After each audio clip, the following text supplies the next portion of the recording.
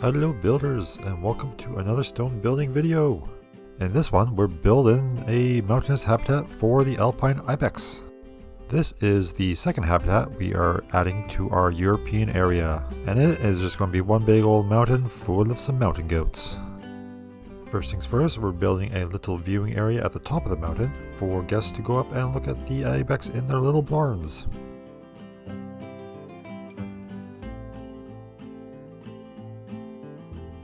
As with all my builds, we start by making just one wall, try to come up with a nice little look for it, and then to save time, we end up copying and pasting it over and over again. That way we can get this done really quickly and move on to the actual rock work that we all want to see in these builds.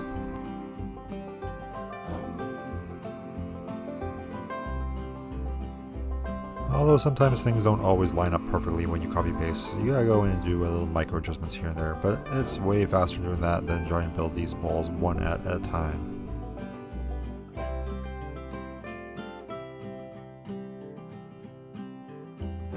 And because we love giving our animals privacy, let's start adding in some one-way glass, just so that the guests can see the animals and the animals don't see them.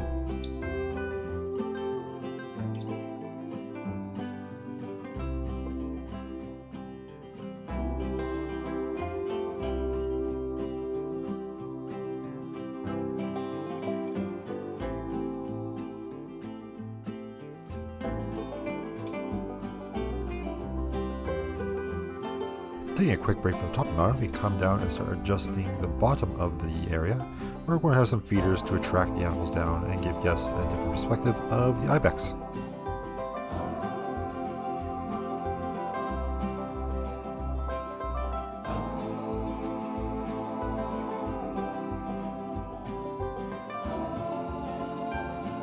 Now, because you know I love waterfalls, if you've watched any of my other videos, you know we gotta have a waterfall in here. So my plan was to have one giant waterfall flowing from the top of the path all the way down to the bottom to that little lake we just made.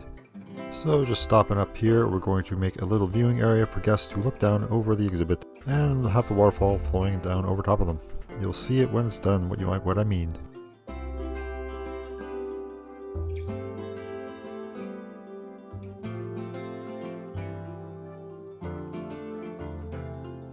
Originally, we were going to put a roof on here to make it blend in with the rest of the European area, but I decided to just make it into one big cave just to create that more natural look that I love doing throughout the whole zoo.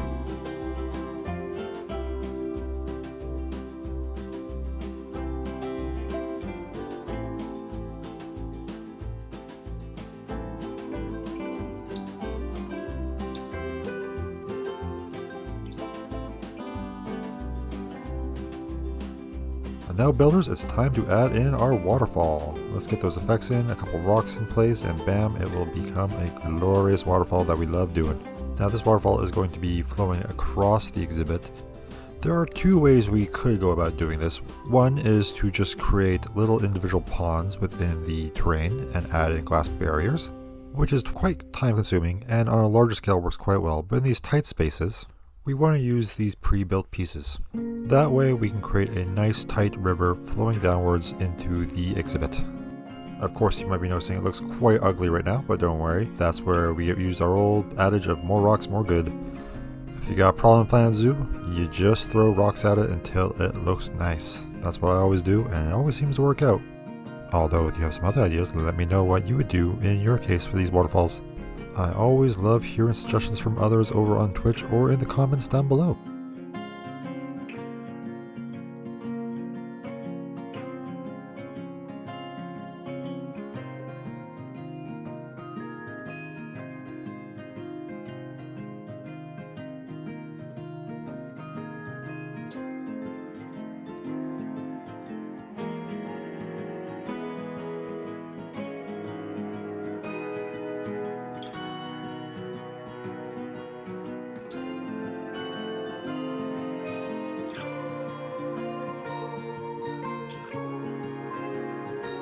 Of course, ibex and mountain goats are well known for their climbing ability over rocks, so we need to come in and add in a little barrier to prevent them from jumping over this waterfall.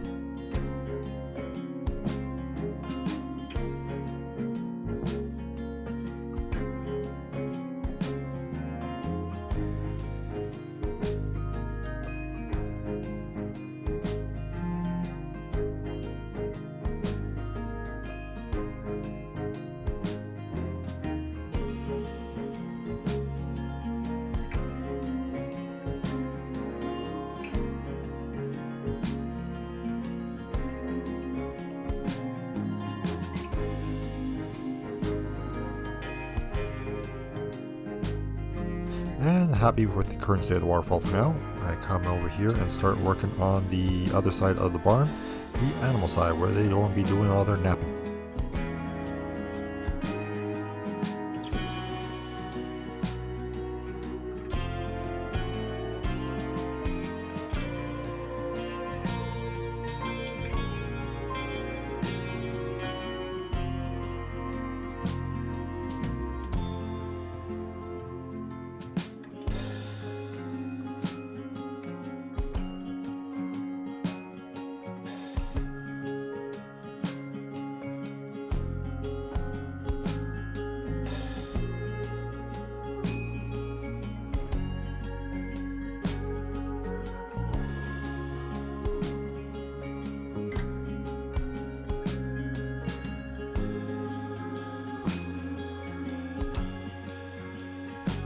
With the outer shell mostly done, and without wanting to put a roof on it just yet, I come in and start adding in the little details, little stalls for them, and then some little hay bedding.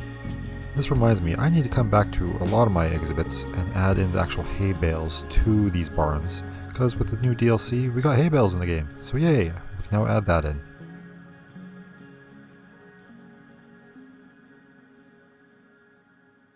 And because I want this to look like a cave inside, at least partially, we come in and start decorating rocks along the walls and mix them in with the human-made objects.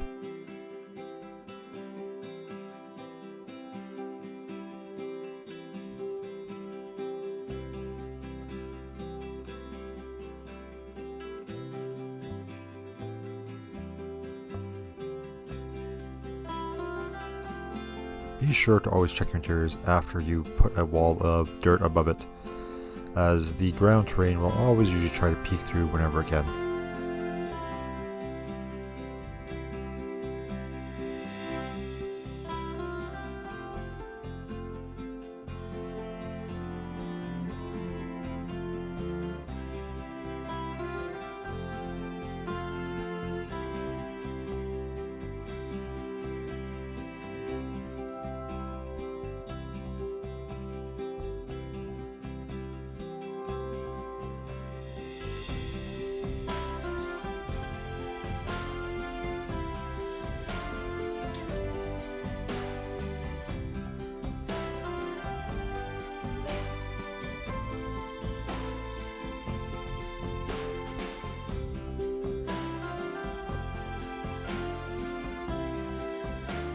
And being the big old dum-dum that I am, right about here I quickly realized that we had forgotten to put an access point for the keepers. I don't know how you forget to put a gate in, but apparently I did this time. Sometimes these little basic things slip my mind. But hey, it's a quick and easy fix to do. You put a gate down, you take out a couple walls, and boom, it's done. Easy peasy.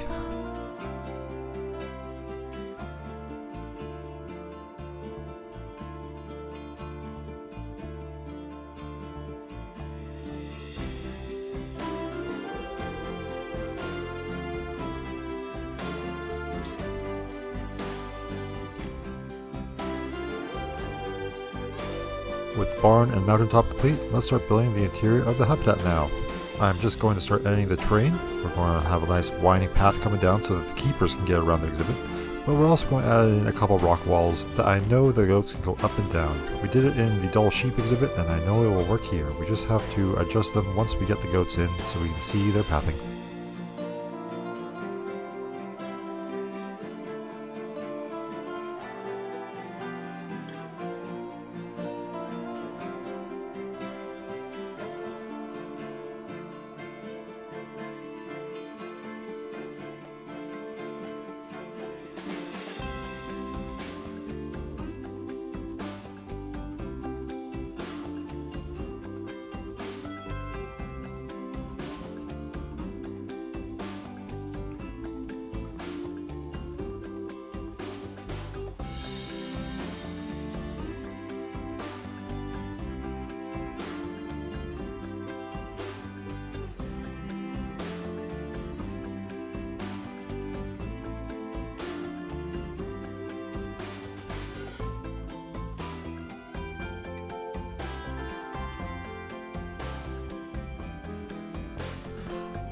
wanting to give guests as much viewing possibility for the Ibex as we can, we come and add one more little viewing area right up top here.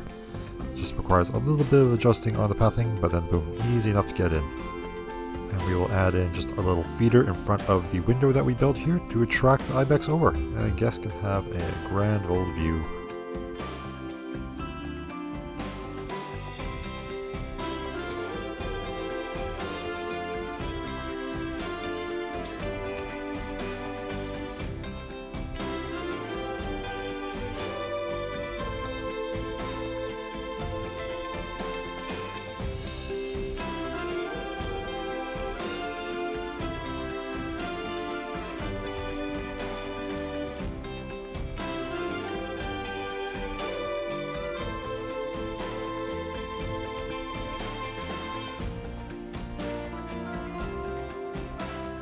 As you can tell, we're mimicking the look from the barns up top of the hill, just making this look like a little cave for guests to enter.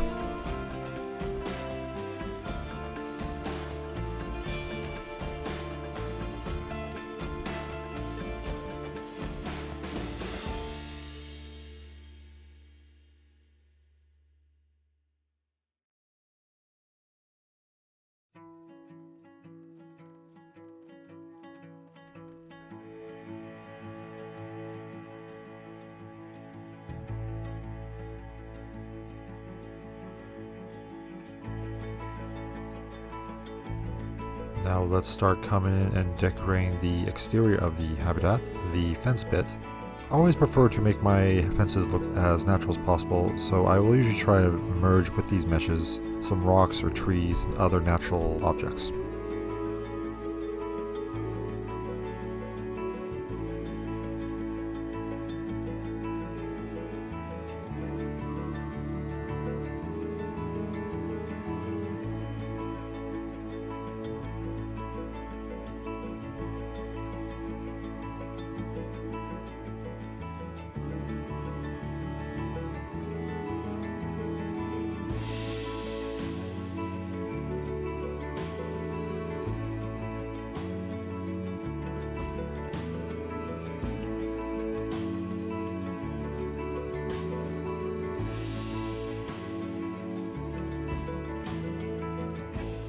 I always use lots of rocks for my exhibits, but I feel like this one I went really excessive with the rocks, as Ibex are mountain goats, and they do love mountainous regions, so we really went overboard this time. But it's for a good reason, I swear. Not just because I have a crippling addiction to rocks.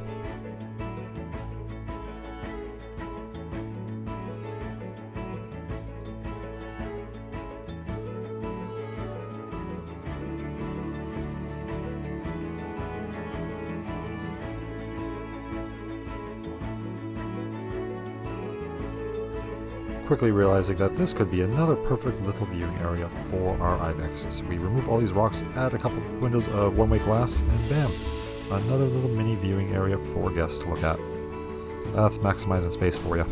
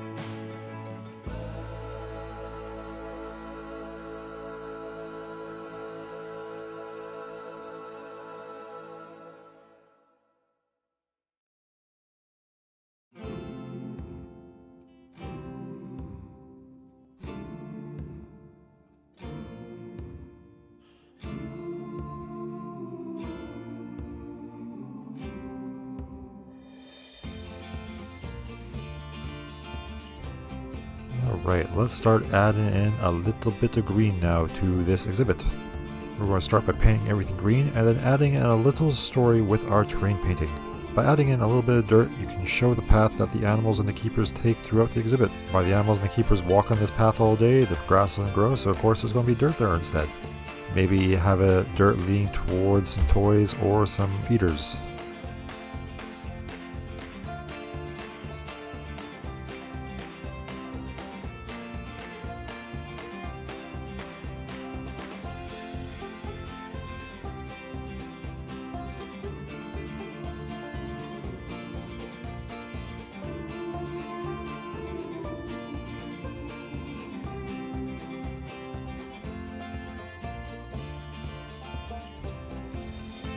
I do love this moss-infused rocks.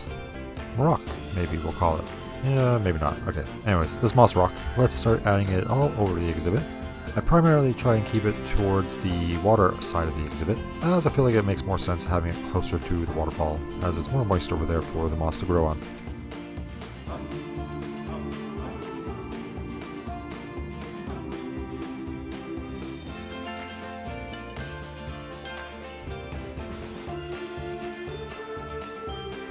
Now it comes time for the whole exhibit to truly come to life.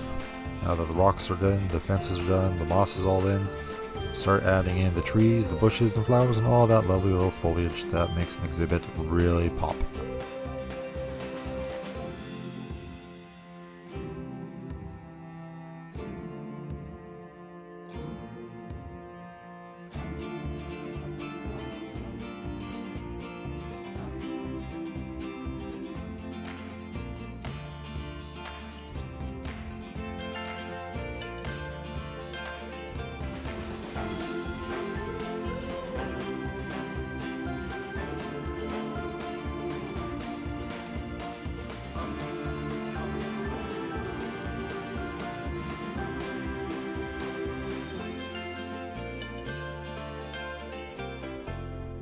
And you know what? Shout out to these leaf piles. A seldom used piece. I need to use these things more often. I love the look of them and the way they add a little bit more of realism to an exhibit. If you're going to have trees, of course there's going to be leaves flowing down and falling onto the ground all over the place. Another building tip I recommend for people is in these little areas where you have feeders, put a ton of grass and flowers and foliage down just to make it look like a proper feeding area. You want the animals to look like they're actually grazing.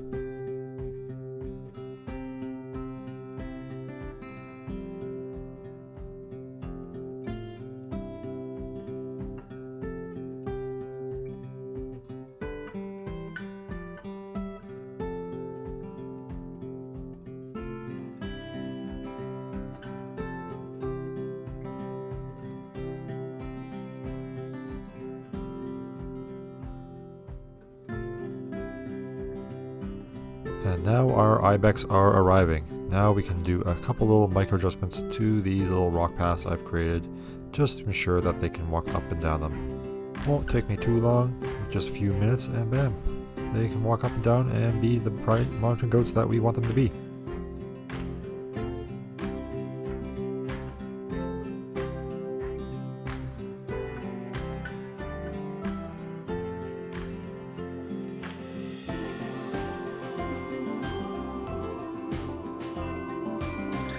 While you all watch me put down the trees and leaves and bushes and all that nice little green bits, I want to thank you all for watching this far in the video. If you enjoyed it, feel free to leave a comment and like and subscribe. It really helps out with the analytics of the video and gets more people watching these things. And if you want to, feel free to give me a follow over on Twitch. Anyone who follows will get their name engraved somewhere in the zoo.